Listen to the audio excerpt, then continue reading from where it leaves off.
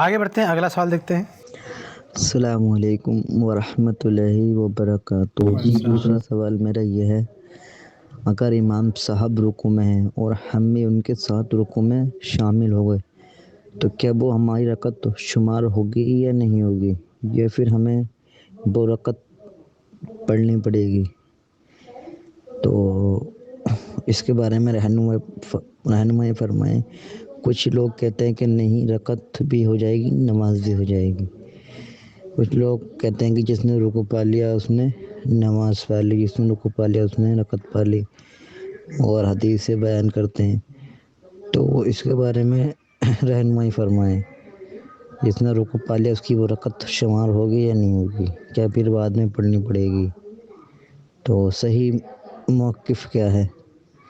السلام علیکم ورحمۃ اللہ وبرکاتہ۔ بھائی صاحب کا سوال یہ ہے کہ اگر کوئی شخص نماز پڑھنے کے لیے آیا، امام کے ساتھ قیام نہیں پا سکا، ہاں امام کے ساتھ رکوع میں شامل ہوا، تو اس کی وہ رکعت مانی جائے گی کہ نہیں مانی جائے گی؟ کہتے ہیں کہ بعض لوگ اس رکعت کو شمار کرتے ہیں، بعض لوگ نہیں شمار کرتے ہیں۔ تو صحیح موقف کیا ہے بھائی صاحب پوچھ رہے ہیں؟ دیکھیں، صحیح موقف یہ ہے کہ اگر آپ رکوع میں شامل ہیں تو آپ کی رکعت نہیں مانی جائے گی۔ کیوں؟ اس لیے کہ آپ کا 2 رکن چھوٹ چکا ہے۔ ایک تو سورہ فاتحہ پڑھنا، یہ رکن ہے، کسی بھی عالم سے پوچھیں۔ قیام یہ رکن ہے، کسی بھی عالم سے پوچھیں۔ 2 رکن چھوٹ جائے تو وہ رکعت دہرانی پڑی آپ کو۔ مثال کے طور پر 2 رکن جانے دیجئے، کوئی ایک ہی رکن چھوٹ جائے، جیسے سجدہ ہے۔ سجدہ ایک رکن ہے، نماز میں ہر رکعت میں 2 سجدے ہوتے ہیں، ان 2 میں سے کوئی ایک سجدہ بھی چھوٹ گیا نا، تو آپ کو رکعت دہرانی پڑے گی۔ وہ سجدے سے اسے کام نہیں چلے گا، آپ کو رکعت ریپیٹ کرنی پڑے گی، دہرانی پڑے گی، ورنہ وہ رکعت نہیں مانی جائے گی۔ تو جب ایک رکن چھوٹنے سے رکعت دہرانی پڑتی ہے، نہیں مانی جاتی، تو 2 رکن چھوٹ گیا، سورہ فاتحہ بھی گئی اور قیام بھی گیا، تو یہ رکعت کیسے مانی جا سکتی ہے؟ اچھا، جو لوگ کہتے ہیں نا کہ رکوع میں ملنے سے رکعت ہو جاتی ہے، تو ان کے دلائل کو آپ جمع کریں گے تو خلاصے کے طور پر 4 چیزیں آپ کو سننے کو ملے گی۔ وہ 4 طرح کے دلائل پیش کرتے ہیں۔ پہلی قسم صحیح بخاری کی حدیث ہے کہ ابو بکرہ رضی اللہ تعالیٰ عنہ والی حدیث ہے کہ اللہ کے نبی صلی اللہ علیہ وسلم نماز پڑھا رہے تھے، تو ابو بکرہ رضی اللہ تعالیٰ عنہ آئے اور انہوں نے اللہ کے نبی صلی اللہ علیہ وسلم کے ساتھ رکوع میں شمولیت اختیار کی۔ نبی صلی اللہ علیہ وسلم رکوع میں جا چکے تھے، اس کے بعد ابو بکرہ رضی اللہ تعالیٰ عنہ آئے اور رکوع میں شامل ہو گئے۔ تو کہتے ہیں دیکھیے، یہ ابو بکرہ رضی اللہ تعالیٰ عنہ اللہ کے نبی صلی اللہ علیہ وسلم کے ساتھ رکوع میں شامل ہوئے، اور اللہ کے نبی صلی اللہ علیہ وسلم نے ان کو رکعت دہرانے کا حکم نہیں دیا، یہ بات کہتے ہیں۔ اس کا جواب یہ ہے کہ اللہ کے نبی صلی اللہ علیہ وسلم آخر انہیں کیوں حکم دیں گے رکعت دہرانے کی؟ یہ بھی تو ہو سکتا ہے کہ انہوں نے سلام پھیرنے کے بعد رکعت دہرا لی ہو، تو نبی کو حکم دینے کی ضرورت نہیں ہے، کیونکہ اس سے استدلال اس وقت صحیح ہوتا جب آپ یہ ثابت کر دیں کہ ابو بکرہ رضی اللہ تعالیٰ عنہ نے اللہ کے نبی صلی اللہ علیہ وسلم کے ساتھ ہی سلام پھیر دیا اور رکعت نہیں دہرائی۔ کیونکہ اس حدیث میں یہ نہیں ہے کہ ابو بکرہ رضی اللہ تعالیٰ عنہ نے اللہ کے نبی صلی اللہ علیہ وسلم کے ساتھ ہی سلام پھیر دیا۔ اگر روایت میں یہ ہوتا نا کہ ابو بکرہ رضی اللہ تعالیٰ عنہ رکوع کی حالت میں اللہ کے نبی صلی اللہ علیہ وسلم کے ساتھ نماز میں شامل ہوئے، اور جب اللہ کے نبی صلی اللہ علیہ وسلم نے سلام پھیرا تو ساتھ میں انہوں نے بھی سلام پھیر دیا، اگر یہ صراحت ہوتی نا تو یہ دلیل بن سکتی تھی۔ لیکن حدیث میں یہ صراحت نہیں ہے کہ ابو بکرہ رضی اللہ تعالیٰ عنہ نے اللہ کے نبی صلی اللہ علیہ وسلم کے ساتھ ہی سلام پھیر دیا تھا۔ تو جب یہ صراحت نہیں ہے تو چونکہ اس بات کا بھی امکان ہے کہ وہ کھڑے ہو کے رکعت مکمل کر لیے، تو اگر ایسا ہے تو اللہ کے نبی صلی اللہ علیہ وسلم کو حکم دینے کی یا ٹوکنے کی کوئی ضرورت ہی نہیں ہے، اس لیے یہ استدلال درست نہیں ہے۔ اچھا، ایک اور بات یہ ہے کہ ابو بکرہ رضی اللہ تعالیٰ عنہ حدیث میں ملتا ہے کہ رکوع میں آ کے شامل ہوئے، لیکن کسی بھی روایت میں یہ نہیں ملتا ہے کہ وہ کون سی رکعت کا رکوع تھا۔ بھئی یہ بھی تو ہو سکتا ہے کہ ایک رکعت مکمل نکل گئی اور ابو بکرہ رضی اللہ تعالیٰ عنہ دوسری رکعت کا جو رکوع تھا، سیکنڈ رکعت کا جو رکوع تھا، اس میں آ کے شامل ہوئے۔ اب اگر ایسا ہے تو اب کوئی اس حدیث سے یہ استدلال کرے کہ اگر کوئی رکوع میں ملتا ہے تو اس کی پوری نماز ہو جائے گی، چاہے وہ دوسری رکعت کا رکوع ہو، چاہے تیسری رکعت کا رکوع ہو، چاہے لاسٹ رکعت کا رکوع ہو، کیونکہ ابو بکرہ رضی اللہ تعالیٰ عنہ کے بارے میں یہ آتا ہے کہ رکوع میں ملے۔ کون سی رکوع تھا یہ نہیں، فرسٹ رکوع تھا، سیکنڈ رکوع تھا، نہیں معلوم، رکوع میں ملے اور اللہ کے نبی صلی اللہ علیہ وسلم نے ان کو رکعت دہرانے کا حکم نہیں دیا. اس لیے پتہ چلتا ہے کہ کوئی بھی آ کے رکوع میں کبھی مل جائے رکعت نہیں دہرائے گا. تو سوال یہ پیدا ہوتا ہے کہ حدیث میں یہ کہاں لکھا ہے کہ ابو بکر رضی اللہ تعالیٰ عنہ پہلی رکعت کے رکوع میں آئے تھے؟ دوسری رکعت کے رکوع میں بھی تو آ سکتے ہیں, تیسری رکعت کے رکوع میں بھی تو آ سکتے ہیں. تو اگر وہ بعد کی رکعتوں کے رکوع میں آئے تو پھر سوال یہ پیدا ہوتا ہے کہ تب تو اگر کوئی ایک رکعت پوری چھوڑ دیا تو اس کو تو دہرانا پڑے گا نا. تو اگر یہ دوسری رکعت میں شامل ہوئے ہیں تو ابو بکر رضی اللہ تعالیٰ نے پوری رکعت کیوں نہیں دہرائی جو شروع میں چھوٹ گئی تھی؟ تو اللہ کے نبی صلی اللہ علیہ وسلم نے ان کو کیوں نہیں کہا کہ دہراؤ؟ آپ کہو گے کہ نبی نے اس لیے نہیں کہا کیونکہ ہو سکتا ہے کہ انہوں نے دہرا لیا ہو. تو اسی طرح سے اگر ہم یہ مان لیں کہ پہلی رکعت میں بھی یہ شامل ہوں تو ہو سکتا ہے انہوں نے دہرا لیا ہو, تو اللہ کے نبی صلی اللہ علیہ وسلم کو ٹوکنے کی ضرورت نہیں ہے. تو بہرحال اس حدیث میں دوسری صراحت یہ بھی نہیں ہے, پہلی صراحت یہ نہیں ہے کہ نبی کے ساتھ سلام پھیرا, اور دوسری صراحت یہ نہیں ہے کہ پہلی رکعت والے رکوع میں شامل ہوئے تھے. بھئی دوسری رکعت والے رکوع میں بھی شامل ہو سکتے ہیں, تیسری رکعت والے رکوع میں شامل ہو سکتے ہیں. تو جب پتہ ہی نہیں کہ کون سی رکعت کے رکوع میں شامل ہوئے تو آپ کیسے استدلال کر لو گے کہ رکوع میں سے رکعت ہو جاتی ہے؟ تو بہرحال یہ اس بات کی دلیل نہیں ہے. کچھ لوگ کہتے ہیں کہ ایک روایت میں ہے وہ دوڑ کے کیوں آ رہے تھے, کہہ رہے تھے کہ اگر رکوع میں ملنے سے رکعت نہیں ہو جاتی تو دوڑے کیوں؟ بھائی اگر رکوع میں ملنے سے ٹھیک ہے رکعت نہیں ہوتی ہے, لیکن رکوع میں اگر شامل ہوئے اور رکوع کے بعد کے جو بھی اعمال ہیں, رکوع میں گئے پھر کھڑے ہوئے پھر سجدہ کیے تو اس کا ثواب ملے گا کہ نہیں ملے گا؟ تو اللہ کے نبی صلی اللہ علیہ وسلم کے ساتھ اتنا حصہ بھی مل جائے تو یہ بھی بہت بڑی بات ہے نا. تو اتنے حصے کے لیے بھی تو آدمی تیزی سے جا کے شامل ہو سکتا ہے کہ چلیں رکوع ہے, اللہ کے نبی صلی اللہ علیہ وسلم رکوع میں ہے, چلو ہم تیز چلتے ہیں تاکہ نبی کے ساتھ یہ رکوع ہم کو مل جائے. رکعت بھلے نہ ملے لیکن اتنے حصے کے لیے بھی آدمی کی یہ کوشش ہو سکتی ہے کہ چلو یہ چیز بھی ہم نبی صلی اللہ علیہ وسلم کے ساتھ ادا کر لیتے ہیں. بلکہ رکوع سجدے میں ہو, نبی صلی اللہ علیہ وسلم سجدے میں ہوں تو بھی کوئی تیز سے جاتا ہے تو اس کے لیے ایک وجہ موجود ہوتی ہے کہ چلو یہ سجدہ ہم نبی کے ساتھ پا جائیں, نبی کے ساتھ یہ سجدہ بھی ہم کو نصیب ہو جائے. ایسا تھوڑی ہے کہ شروع کا کوئی حصہ چھوٹ گیا تو آپ پوری رکعت ہی چھوڑ دو. جیسے کچھ لوگ ہوتے ہیں نا, جب دیکھتے ہیں کہ رکعت چھوٹ گئی تو کھڑے رہتے ہیں, وہ کھڑے رہتے ہیں, بولتے ہیں اب فائدہ کیا ہے سجدہ کرنے سے, اب اگلی رکعت جب یہ لوگ کھڑے ہوں گے تب ہم شامل ہوں گے. تو ایسا نہیں کرنا چاہیے. جس حالت میں بھی جماعت ہے نا شامل ہو جانا چاہیے, تو اس کا ثواب اپنی جگہ پر ملے گا. بھلے وہ رکعت نہیں مکمل ہوگی لیکن نبی کے ساتھ وہ عمل ادا کرنے کا ثواب ملے گا. تو بہرحال یہ جو پہلی دلیل ہے نا ابو بکر رضی اللہ تعالیٰ عنہ والی, یہ مسئلے پر جو ہے دلیل نہیں بنتی ہے, کیونکہ اس میں دو چیزوں کی صراحت نہیں ہے. نمبر 1 یہ صراحت نہیں ہے کہ ابو بکر رضی اللہ تعالیٰ عنہ نے نبی کے ساتھ سلام پھیر دیا تھا.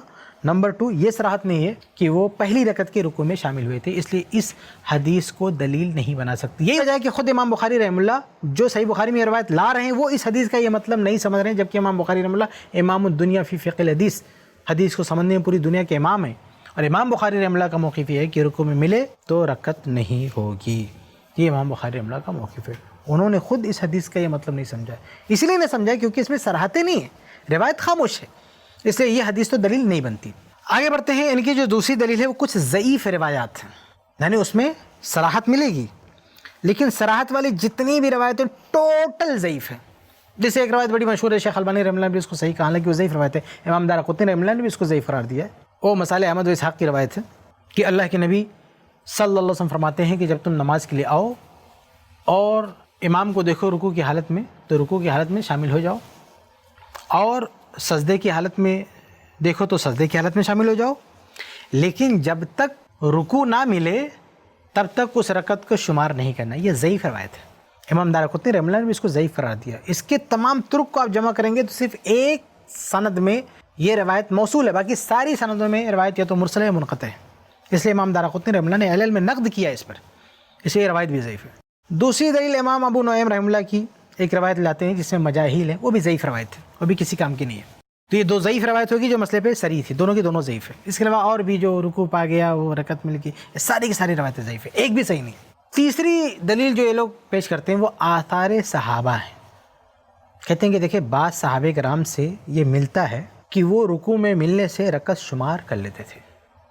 تو دیکھیے صحابہ کرام کے دور ہی سے ایک مسئلہ اختلافی چلا آ رہا ہے, اور وہ یہ ہے کہ امام کے پیچھے سورہ فاتحہ پڑھنا ضروری ہے کہ نہیں ہے, سورہ فاتحہ پڑھنا فرض ہے کہ نہیں ہے.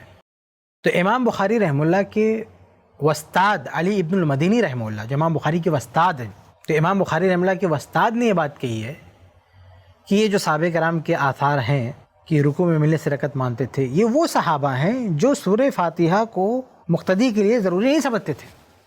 تو ظاہر سی بات ہے کہ اگر کسی کی یہ رائے ہو نا کہ سورہ فاتحہ ضروری نہیں ہے تو وہ شمار کر لے گا. یہ وجہ ہے کہ دیکھیں آپ احناف کو دیکھیں جو سورہ فاتحہ پڑھنے کو واجب نہیں سمجھتے ہیں، کہ وہ کہتے ہیں جب سورہ فاتحہ ضروری نہیں ہے تو رکوع میں ملنے سے رکعت ہو جائے گی. تو یہ جو آثار صحابہ ہیں نا، ان کا چونکہ یہ موقف ہے کہ سورہ فاتحہ پڑھنا ضروری نہیں ہے، سارے صحابہ کرام کا یہ نہیں، ان بعض صحابہ کرام کا، تو جب ان کا یہ موقف ہے تو ظاہر سی بات ہے وہ تو یہی کہیں گے کہ جب رکوع میں مل گئے تو رکعت ہو جائے گی. یہ امام بخاری رحمہ اللہ کے استاد نے کہا ہے. تو یہ آثار صحابہ بھی ہمارے لیے دلیل نہیں ہے. کیوں؟ اس لیے کہ یہ ان کا جو موقف ہے وہ اس بنیاد پر قائم ہے کہ امام کے وجہ سورہ فاتحہ ضروری نہیں ہے. تو جب وہ بنیادی غلط ہے، ہم نہیں مانتے اس کو، تو ہم کیسے ان کے موقف کو مان سکتے ہیں؟ اور صحابہ کرام کا اس مسئلے میں ایسا بھی نہیں کہ کوئی متفقہ اجتہاد ہے، متفقہ مسئلہ ہے. دوسرے صحابہ کرام کی تصریحات موجود ہیں. صحابی رسول ابو ہریرہ رضی اللہ تعالیٰ عنہ کا فتویٰ موجود ہے کہ جب تک امام کو قیام کی حالت میں نہیں پاؤ گے تمہاری رکعت نہیں مانی جائے گی، تم رکعت کو شمار نہ کرو. تو ایسا نہیں کہ سارے صحابہ کرام کا، کچھ چند صحابہ کرام کی رائے ہے، وہ بھی ان کی جو سورہ فاتحہ کو ضروری نہیں سمجھتے تھے، امام بخاری رحمہ اللہ کے استاد کے بقول. تو یہ تیسری دلیل ہے ان کی بعض آثار صحابہ. تو ان آثار صحابہ میں بھی کوئی دلیل نہیں، بلکہ کچھ لوگ کہتے ہیں نا کہ وہ ابو بکر رضی اللہ تعالیٰ عنہ والی جو روایت ہے، کہتے ہیں ان کا بھی یہ قول ہے کہ رکوع میں ملنے سے رکعت ہو جائے. تو ہو سکتا ہے ان کا قول ہو سکتا ہے ثابت ہو، لیکن اس کا یہ مطلب نہیں کہ جو واقعہ ہے صحیح بخاری میں نا وہاں سے انہوں نے اس کو لیا ہے، کیونکہ اس واقعے میں تصریحات نہیں ہیں.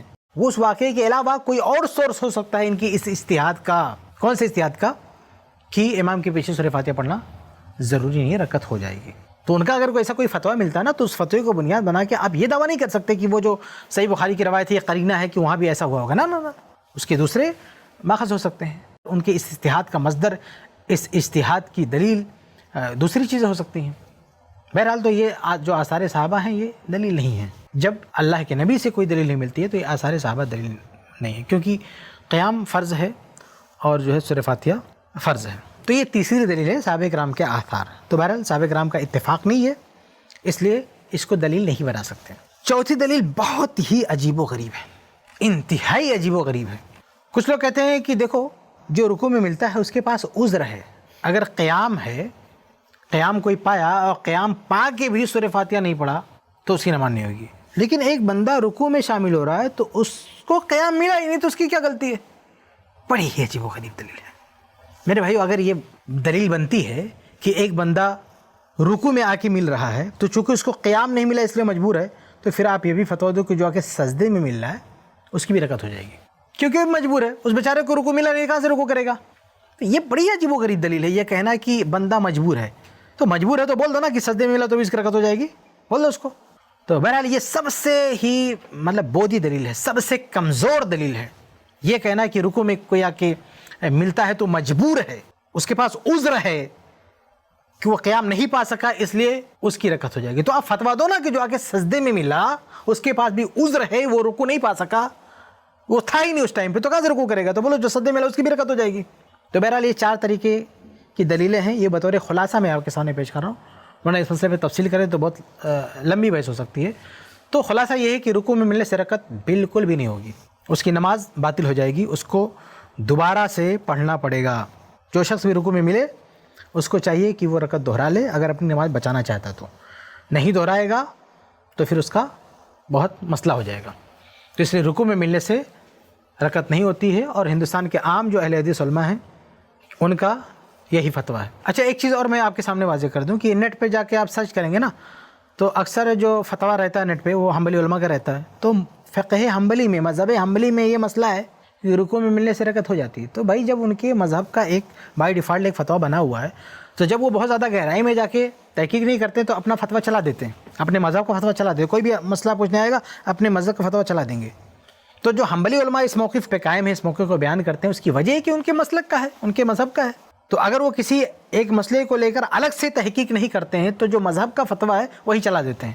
تو اس لیے آپ کو حنبلی علماء ملیں گے یہ کہتے ہوئے کہ رکوع میں ملنے سے رکعت ہو جاتی ہے، ان کے مذہب کا یہ مسئلہ ہے. لیکن علماء اہل حدیث ہندوستان کے عام طور سے علماء اہل حدیث کو آپ دیکھیں گے تو وہ اس موقف کے قائل نہیں ہیں. وہ کہتے ہیں نہیں سورہ فاتحہ اتنی اہم چیز ہے، وہ نماز میں چھوٹ گئی ہے، اس لیے سورہ فاتحہ نہیں پڑھا تو اس کی نماز نہیں ہوگی. تو خلاصہ یہ ہے کہ رکوع میں ملنے سے رکعت نہیں ہوتی ہے، رکعت اس کو دہرانی پڑے گی. امید ہے کہ آپ کو جواب مل گیا ہوگا.